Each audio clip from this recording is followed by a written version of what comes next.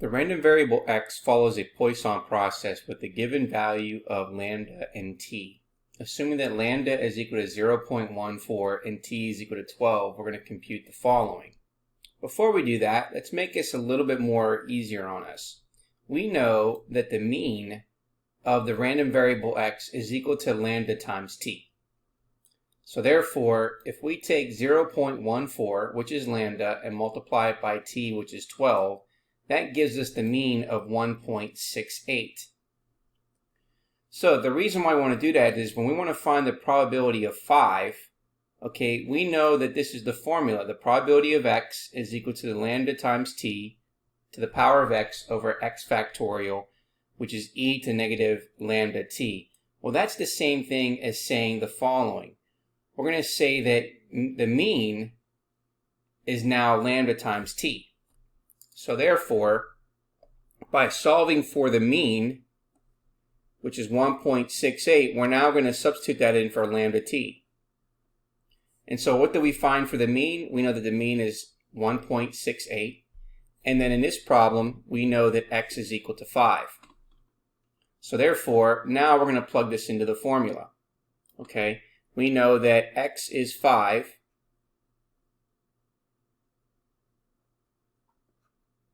And we know that the mean is 1.68. So let's go ahead and then put this into our calculator so that we're able to calculate this. So we're going to have parentheses. We have 1.68, and that's raised to the power of 5. And then we're going to divide that by 5. We're going to go to math, scroll to the right, probability, go down to number 4 for factorial. Close the parentheses, and then we're going to multiply it by left parentheses, second e, because we want e to the power of negative 1.68. And therefore, we're going to go ahead and then close the parentheses, and then we're going to get the following result, which is 0.0207850. And therefore, if we round it to 4 decimal places, then we get 0.0208.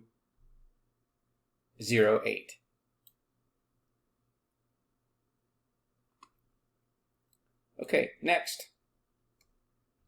What we want to do is now we want to solve for the probability of x being less than 5. Well, the probability of x being less than 5 is the same thing as saying the probability of x being less than or equal to 4. Well, the probability of x being less than or equal to 4 is the probability of 0 plus the probability of 1 plus the probability of 2 plus the probability of 3 plus the probability of 4. So we're individually going to find exactly 0, exactly 1, exactly 2, exactly 3, and exactly 4, and then plug it into that formula. So again, we know that the mean is the following. So we know the mean is 1.68. So therefore, that's going to stay the same in each formula. Okay, now we know that it's exactly 0, so therefore x is going to be 0. We know when it's exactly 1, we know that x is now going to be replaced with 1. Okay, when it's exactly 2, we're replacing x to be 2. When it's exactly 3, we're going to replace x to be 3. And when it's an exactly 4, replace x to be 4. And then we're going to add each one of these. So let's go ahead and individually do that. So I'm going to come back up here, I'm going to press enter, and then I'm going to replace now the exponent up here to be the value of 0, because it's 1.68 to the 0 power, divided by 0 factorial, times e to the negative 1.68, and then let's just verify what we get for our decimal. So we get 0.16863740.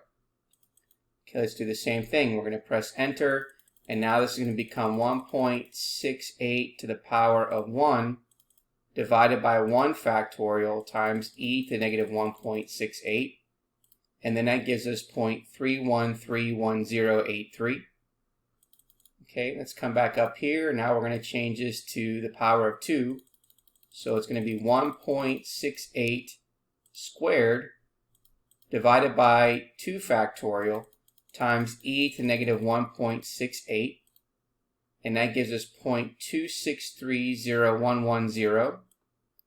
Let's go ahead and do the next two. So this is going to be 1.68 to the third power divided by 3 factorial times e to the negative 1.68, and that gives us 0.1472861. And the last one, we're going to take 1.68, and then we're going to raise that to the 4th power, and then divide that by 4 factorial times e to the negative 1.68, which then gives us 0.0618602. Okay, now when we add these all up, we get 0.9716396, and then rounding this to 4 decimal places gives us the probability of 0.9716. Okay, the next one is we want to find the probability that x is greater than or equal to 5. Now remember that this is an at least, so when you have at least, we're going to find the complement. So the probability of x being greater than or equal to 5 is the same thing as 1 minus the probability of x is less than 5. Well, we found that. We said that the probability of x being less than 5 is the same thing as the probability of x being less than or equal to 4, and we end up finding that from the previous step. So that means that the probability of x being less than or equal to 4, we found to be 0.9716. So we're going to take 1 and subtract that to get the probability of 0.0284. Okay, the last one, we want to find the probability that x is going to be in between 5 and 8. So the definition states the following. When the probability is x is in between 5 and 8 inclusive, that means we're finding the probability of 5 plus the probability of 6 plus the probability of 7 plus the probability of 8. So what does that mean? That means that, again, we're going to have the same mean for each particular formula. And then we know that we're going to find exactly 5 for the first one, exactly 6 for the second one, exactly 7 for the third one, and then exactly 8 for the fourth one there.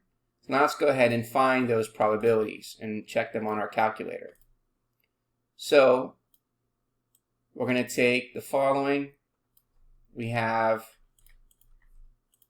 1.68, and then we're going to raise that to the 5th power, and then divide that by 5 factorial, and then press enter, which times e to the negative 1.68, then press enter, and that gives us a probability of 0.0207850.